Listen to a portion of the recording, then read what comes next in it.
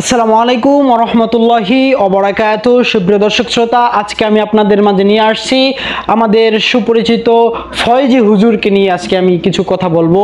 আপনারা সবাই চেনেন ফয়েজি হুজুর, তিনি কিন্তু একজন পীর সাহেব, কিন্তু আজকে তাকে নিয়ে আমরা অনেকে হাট্টাহাটি করতেছি, অনেকে হিটকারিমূলক কথা বলতেছি।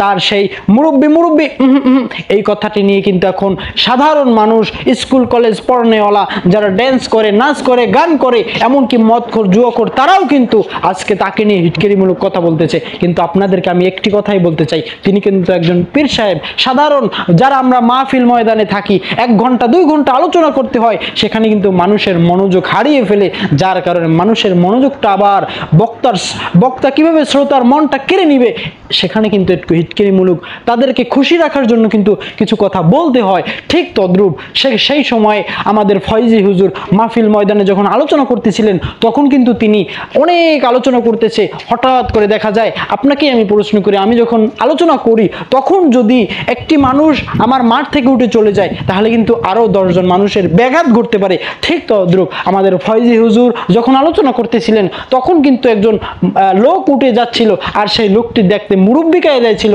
যার কারণে ফয়েজি হুজুর মুরব্বিকে বসানোর জন্য বলতেছিলেন। হ্যাঁ, তিনি বলতে পারতেন মুরব্বি বসেন, কিন্তু তিনি একটু সবাইকে একটু হাসানোর জন্য একটু হিটকারিমূলক কথা বলছে, মুরব্বি বসেন।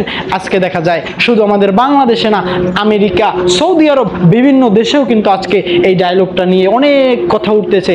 আর গানেও নাটক করে, হাস্য কৌতুক করে, তারাও কিন্তু আজকে এটা নিয়ে তারা এই যে টোনটা রয়েছে, টোনটা কিন্তু দিয়ে তারা ভিডিও বানাচ্ছে। আসলে এটা ঠিক না। দর্শক শ্রোতা, আমরা যারা আলেম আছি, আমাদের এটা প্রয়োজন, মাহফিল ময়দানে শ্রোতাদেরকে একটু হাসি খুশি রাখা প্রয়োজন।